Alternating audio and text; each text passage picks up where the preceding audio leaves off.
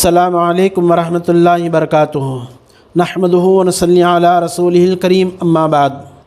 افطار کی فضیلت اور اس کے احکام۔ محترم ناظرین، افطار ایک روزے کا عمل ہے۔ شروع زمانے میں افطار کرنے کا طریقہ کچھ اور تھا، اس کے بعد اللہ نے شریعت کے اندر سہولت اور پیدا کر دی۔ شروع زمانے میں افطار کا طریقہ یہ تھا، مغرب داخل ہونے کے بعد افطار کریں، عشاء تک کھانے پینے کی اجازت۔ اگر اس درمیان کوئی بندہ سو گیا تو دوسرے دن کا روزہ شروع ہو جاتا تھا۔ افطار کرنے سے پہلے بھی سو گئے تو دوسرے دن کا روزہ شروع، افطار کرنے کے بعد سو گئے تو دوسرے دن کا روزہ شروع۔ صرف مغرب سے عشاء تک کھانے کی اجازت تھی۔ پچھلے زمانے میں، شروع زمانے میں، آج سے 1400 سال پہلے، 40 سال پہلے روزہ رات کا بھی ہوتا تھا۔ ایک واقعہ پیش آیا۔ قیس بن سرمہ انصاری رضی اللہ تعالیٰ عنہ کسان تھے، کھیتی باڑی کرنے والے تھے، تھکے ہارے گھر کو آئے، روزے سے تھے۔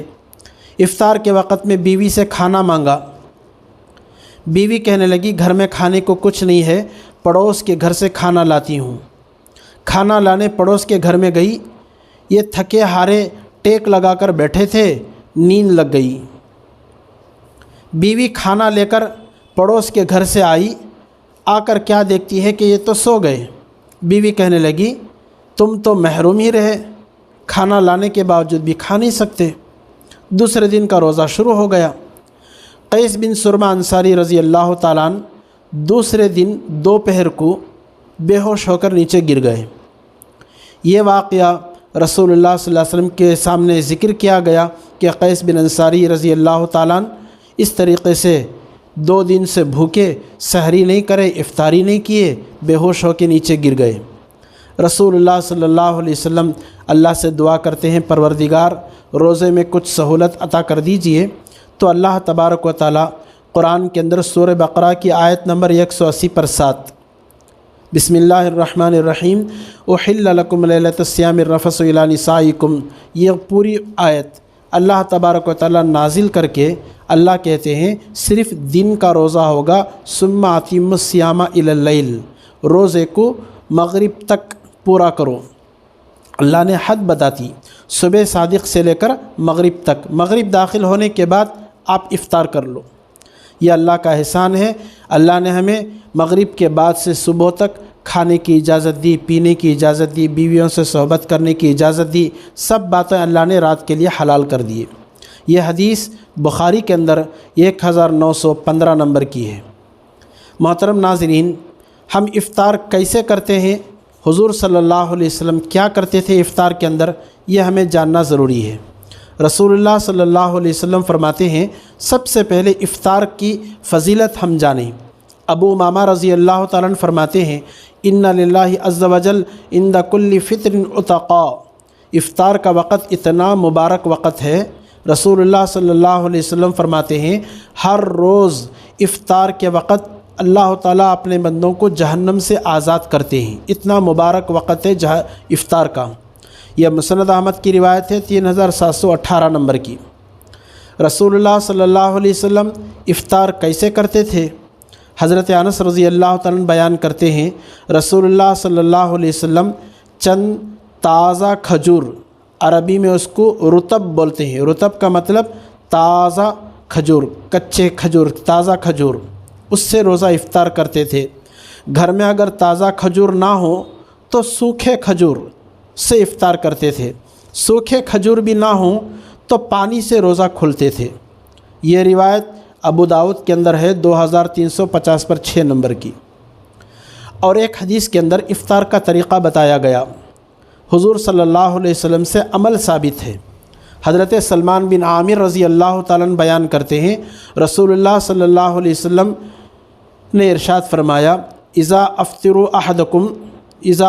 احدکم فلیفطر علی تمر فانہ برکۃ فان لم یجد فلیفطر علی ماء فانہ طہور، او کما قال علیہ الصلاۃ والسلام۔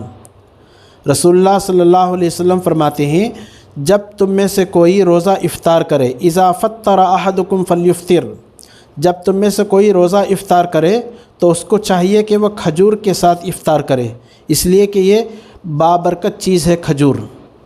اگر کھجور نہ ہو تو پھر آپ کو چاہیے پانی سے روزہ کھولے۔ یہ جو آج کل نمک سے روزہ کھولنا، نہ جانے لوگ کہاں سے یہ لے کر آ گئے، نمک سے کھولنے کا طریقہ شریعت میں نہیں ہے۔ رسول اللہ صلی اللہ علیہ وسلم سے عمل ثابت ہے تو ہم کھجور سے روزہ کھولیں یا پانی سے روزہ کھولیں گے۔ ایک مرتبہ حضور صلی اللہ علیہ وسلم کا گھر میں واقعہ پیش آیا، حلال مال سے ہی افطار کرنا، حرام سے افطار نہیں کرنا، یہ شریعت کا حکم ہے۔ حضرت اوس، شداد بن اوس رضی اللہ عنہ کی بہن ام عبداللہ، انہوں نے حضور صلی اللہ علیہ وسلم کے پاس افطار کے وقت میں دودھ کا پیالہ پیش کیا، دودھ کا پیالہ، تو رسول اللہ صلی اللہ علیہ وسلم نے واپس کر دیا اور تحقیق کیا، پہلے یہ بتاؤ یہ تم دودھ کہاں سے لے کر آئے؟ تو وہ عورت کہنے لگی، یا رسول اللہ صلی اللہ علیہ وسلم میری بکری کا دودھ ہے۔ رسول اللہ صلی اللہ علیہ وسلم نے پوچھا بکری کہاں سے آئی؟ تو اس عورت نے کہا میں نے اپنے پیسوں سے بکری خریدی ہے، اس کا یہ دودھ ہے۔ تب جا کر کے رسول اللہ صلی اللہ علیہ وسلم وہ دودھ پیے۔ دوسرے دن وہ عورت شک میں پڑ گئی، میں دودھ رسول اللہ صلی اللہ علیہ وسلم کو ہدیہ کرتی ہوں تو رسول اللہ صلی اللہ علیہ وسلم اتنا تحقیق کیوں کرتے ہیں؟ پریشان ہو کر دوسرے دن وہ عورت خود حضور صلی اللہ علیہ وسلم کی خدمت میں آئی، آ کر عرض کرنے لگی، یا رسول اللہ صلی اللہ علیہ وسلم گرمی کا زمانہ ہے، دن بہت لمبا ہے، روزے میں آپ کو تکلیف ہوگی، اس خیال سے میں نے بکری کا تازہ ابھی نکالا ہوا دودھ آپ کی خدمت میں پیش کیا اور آپ نے اس کو واپس کر دیا، ایسا آپ نے کیوں کیا؟ رسول اللہ صلی اللہ علیہ وسلم نے فرمایا، بی بی مجھے آپ سے کوئی ناراضگی نہیں ہے، بلکہ اللہ نے ہمیں حکم یہ دیا ہے، مجھ سے پہلے جتنے انبیاء کرام آئے ان کو یہ حکم دیا ہے کہ صرف حلال اور پاکیزہ ہی کھائیں، نیک عمل کریں۔ قرآن کی آیت پڑھ کر بتائی، سورۃ المؤمنون آیت نمبر 50 پر 1، بسم اللہ الرحمن الرحیم، یا ایھا الرسل کلوا من الطیبات واعملوا صالحا۔ اللہ قرآن میں کہتے ہیں اے پیغمبروں پاکیزہ چیزیں کھاؤ، حلال کھاؤ، نیک عمل کرو۔ مسلمانوں سے اللہ کہتے ہیں قرآن کے اندر سورہ بقرہ آیت نمبر 170 پر 2، یا ایھا الذین آمنوا کلوا من طیبات ما رزقناکم، اے ایمان والو پاکیزہ چیزیں کھاؤ جو ہم نے آپ کو دی ہیں۔ تو ہمیں افطار کے اندر پاکیزہ چیزیں کھانی چاہیے۔ یہ واقعہ سلسلۃ الصحیحہ حدیث نمبر 820 کا ہے۔ تو ہم نے آپ کے سامنے دلیل پیش کی، افطار کے وقت میں صرف حلال چیز ہی سے افطار کرنا، حرام چیز سے افطار نہیں کرنا۔ افطار کرانے کی بھی بہت بڑی فضیلت آئی ہے حدیث کے اندر۔ زید بن خالد جوہنی رضی اللہ تعالیٰ عنہ فرماتے ہیں، رسول اللہ صلی اللہ علیہ وسلم نے ارشاد فرمایا، من فطر صائما کان لہ مثل اجرہ غیر انہ لا ینقص من اجر الصائم شیئا، او کما قال علیہ الصلاۃ والسلام۔ یہ حدیث ترمذی میں 807 نمبر کی ہے، مسند احمد میں 3719 نمبر کی ہے۔ ترجمہ یہ ہے، جس نے کسی روزے دار کو روزہ افطار کرایا اسے بھی اس کے برابر ثواب ملے گا، روزے دار کے ثواب میں کچھ بھی کمی نہیں ہوگی، افطار کرانے والے کو پورا ثواب ملے گا۔ افطار ہمیں کرانا چاہیے، افطار ضرور ہم کرائیں، اس کا بہت بڑا ثواب ہے۔ حضرت سلمان فارسی رضی اللہ تعالیٰ عنہ فرماتے ہیں، رسول اللہ صلی اللہ علیہ وسلم نے ارشاد فرمایا، جس نے کسی روزے دار کا روزہ افطار کرایا، یہ عمل اس کے لیے گناہوں سے مغفرت کا ذریعہ بنتا ہے، دوزخ سے آگ سے خلاصی کا ذریعہ بنتا ہے۔ تو صحابہ کرام نے فرمایا، یا رسول اللہ صلی اللہ علیہ وسلم افطار کرانے پر گناہوں سے معافی ہوتی ہے، دوزخ سے خلاصی ہوتی ہے، افطار کرانے کی ہم میں طاقت کہاں؟ ہم میں اتنی طاقت نہیں کہ ہم کسی کو پیٹ بھر کر کھانا کھلائیں۔ رسول اللہ صلی اللہ علیہ وسلم نے تفصیل بتائی، افطار کا مطلب پیٹ بھر کر کھانا کھلانا نہیں ہے، آپ کسی کو دودھ پلا دو، پانی پلا دو یا ایک لسی پلا دو، ایک گھنٹ پانی کا پلا دو، اس پر بھی اللہ افطار کرانے کی فضیلت آپ کو دیتے ہیں۔ اگر کوئی بندہ کسی روزے دار کو پیٹ بھر کر کھلائے، اس کی فضیلت دوسری ہے، اللہ اس کو بروز قیامت میرے حوض کوثر سے ایسا اس کو پانی پلائیں گے جنت میں جانے تک اسے پیاس نہیں لگے گی۔ یہ حدیث مشکات کے اندر موجود ہے 1960 پر 5 نمبر کی۔ تو ہمیں چاہیے کہ ہم افطار کرائیں، 2-4 چیزیں ہمارے پاس رکھی ہوئی ہیں کھانے کی، تو ہم 1-2 چیز کسی غریب کو دے دیا کریں۔ حضرت سلمان فارسی رضی اللہ تعالیٰ فرماتے ہیں رسول اللہ صلی اللہ علیہ وسلم نے ارشاد فرمایا رمضان کا مہینہ غمخواری کا مہینہ ہے، غرباء کے ساتھ، مساکین کے ساتھ ہمدردی کرنے کا مہینہ ہے۔ ایک دوسرے کو ہم کھانا کھلائیں، پانی پلائیں، ایک دوسرے کو ہم افطار کرائیں، یہ ثواب کا کام ہے۔ رسول اللہ صلی اللہ علیہ وسلم فرماتے ہیں جو حلال کمائی سے رمضان میں روزہ افطار کرائے گا اس پر رمضان کی راتوں میں فرشتے رحمت بھیجتے ہیں، شب قدر میں جبرائیل علیہ السلام اس سے مصافحہ کرتے ہیں، جن سے جبرائیل علیہ السلام مصافحہ کرتے ہیں اس کی علامت یہ ہوگی دل میں نرمی ہوگی، آنکھوں سے آنسو جاری ہوں گے۔ ابو سعید خدری رضی اللہ تعالیٰ بیان کرتے ہیں رسول اللہ صلی اللہ علیہ وسلم نے ارشاد فرمایا جو مومن کسی پیاسے کو پانی پلائے اللہ اس کو جنت کی مہر لگی ہوئی شراب رحیق المختوم جسے قرآن میں اللہ نے کہا وہ اللہ تعالیٰ پلائے گا۔ جو کسی مسلمان کو کھانا کھلائے اللہ اس کو جنت کے پھل کھلائیں گے۔ جو کسی کو کپڑا پہنائے اللہ اس کو ہرا لباس جنت کا پہنائیں گے۔ یہ حدیث مسند احمد میں ہے 9570 پر 1 نمبر کی۔ تو ہمیں چاہیے کہ ہم روزے میں ایک دوسرے کو کھلائیں، پلائیں، پہنائیں، بڑے ثواب کا کام ہے۔ رسول اللہ صلی اللہ علیہ وسلم فرماتے ہیں جو بھوکے کو کھانا کھلائے گا، ننگے کو کپڑا پہنائے گا، مسافر کو رات میں ٹھہرنے کی جگہ دے گا، اللہ اس کو قیامت کے ہولوں سے پناہ نہ دیں گے، اللہ اس کو قیامت کے ہولوں سے پناہ نصیب فرمائیں گے، اللہ اپنی حفاظت میں اس کو رکھیں گے۔ یہ بڑے ثواب کا کام ہے۔ ہم جو ہے ایک دوسرے کو اس طریقے سے افطار کرانا چاہیے، افطار میں ایک دوسرے کا ساتھ دینا چاہیے ہمیں۔ ہم جو ہے افطار کرانے میں بہت ہی کنجوسی کا کام کرتے ہیں، صرف اپنا کھانا، صرف اپنا دیکھنا، یہ عادت اچھی نہیں ہے۔ ہم ایک دوسرے کو خوب افطار کرائیں، افطار کرانے کا بہت بڑا ثواب ہے۔ ہم ثواب حاصل کریں۔ یہ رمضان کا مہینہ آیا ہی اسی لیے ہے کہ ہم جو ہے اس رمضان سے فائدہ اٹھائیں، اتنا فائدہ ہم اٹھائیں کہ ہم رمضان ہمارے اندر کچھ اثر کر جائے، پورے سال ہمارے اندر وہ اثر باقی رہے۔ حضرت حماد بن سلمہ مشہور محدث ہیں، روزانہ 50 آدمیوں کا وہ روزہ افطار کراتے تھے۔ آپ اندازہ کیجئے 50 آدمیوں کا روزانہ افطار کرانا کتنے پیسے خرچ ہوتے ہوں گے۔ اتنے بڑے عالم، اتنے بڑے محدث ہو کر کے بھی وہ اس طریقے سے پیسہ خرچ کرتے تھے۔ یہ ثواب کا کام ہے، ہمیں کرنا چاہیے یہ سب کام۔ اب اگر ہم وہ نہیں کریں گے تو پھر کب کریں گے؟ یہ رمضان کا مہینہ آتا ہی اسی لیے ہے کہ ہم جو ہے پیسہ خرچ کریں، آخرت کمائیں۔ آخری بات یہ ہے افطار کا وقت، جب سورج غروب ہو جائے، مغرب کا وقت داخل ہو جائے تو روزہ مکمل ہو جاتا ہے۔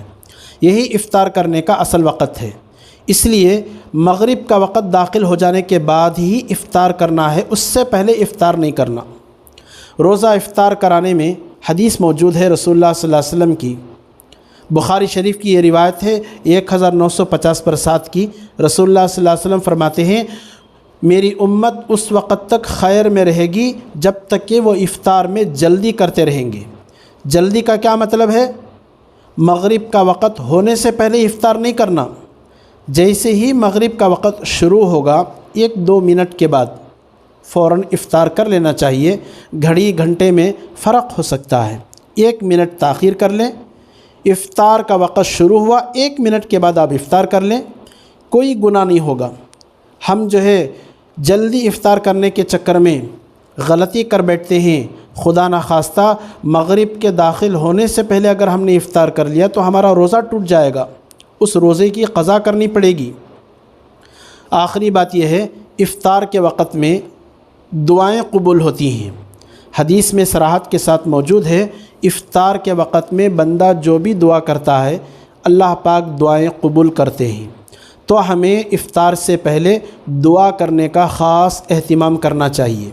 حدیث میں آتا ہے رسول اللہ صلی اللہ علیہ وسلم فرماتے ہیں رمضان کے ہر دن رات میں ایک دعا اللہ پاک ضرور قبول کرتے ہیں۔ رمضان کے 30 دن ہیں، 30 دعائیں ہماری یقیناً قبول ہوں گی، گارنٹی کے ساتھ۔ اللہ بڑے قبول کرنے والے ہیں، ہماری دعاؤں کو رد نہیں کرتے۔ افطار کی دعا رد نہیں ہوتی، افطار کی دعا قبول ہوتی ہے۔ آپ افطار کرنے سے پہلے انفرادی دعا کریں، آپ اپنی ضرورت اللہ کے سامنے پیش کریں، کھانے پینے میں، سودا خریدنے میں اس وقت کو ضائع نہ کریں۔ افطار کی دعا کیا ہے؟ افطار کی دعا حدیث کے اندر آتی ہے، ابو داؤد شریف کی روایت ہے 2350 پر 8 نمبر کی۔ رسول اللہ صلی اللہ علیہ وسلم فرماتے ہیں اللہم لک صمت وعلی رزقک افطرت۔ ہم نے اس کے اندر ملا لیا اللہم انی لک صمت وبک آمنت وعلی رزقک افطرت فتقبل منی۔ یہ حدیث میں نہیں ہے، فتقبل منی بھی حدیث میں نہیں، وبک آمنت بھی نہیں، اللہم انی بھی نہیں، لیکن بعد کے لوگوں نے اس کو ملا لیا، لوگ اسی کو دعا سمجھ کر بیٹھ گئے، جبکہ حدیثوں میں صراحت کے ساتھ موجود ہے رسول اللہ صلی اللہ علیہ وسلم یہ دعا پڑھتے تھے ذهب الظمأ وبطلت العروق وثبت الاجر انشاءاللہ۔ یہ ابو داؤد شریف کی روایت 2350 پر 7 نمبر کی۔ ترجمہ کیا ہے؟ پیاس جاتی رہی، رگیں میری بھیگ گئی، انشاءاللہ اجر مل جائے گا۔ تو یہ دعائیں جو حدیث میں ہیں یہ دعا ہمیں پڑھنا چاہیے۔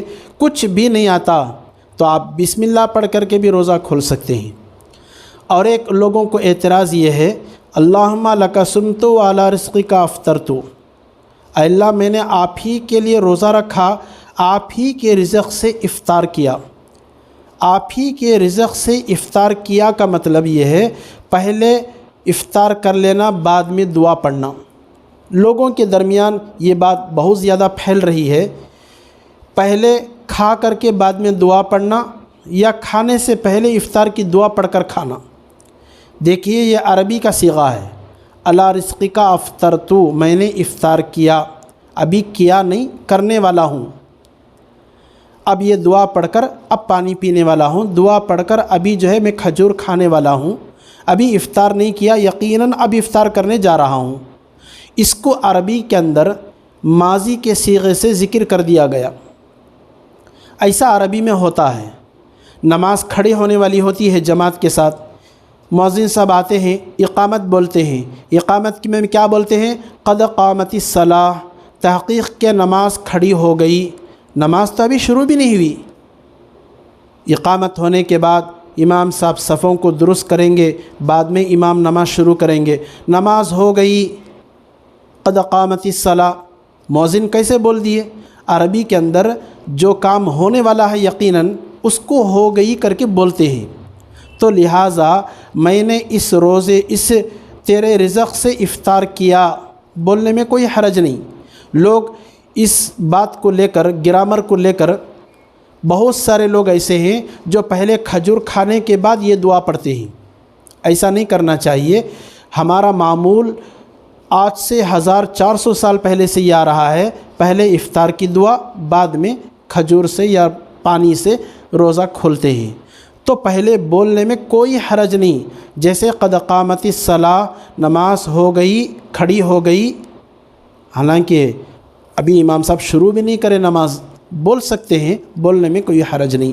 اللہ پاک ہمیں ان باتوں پر عمل کی توفیق عطا فرمائے، آمین۔ وآخر دعوانا الحمد للہ رب العالمین۔ السلام علیکم ورحمۃ اللہ وبرکاتہ۔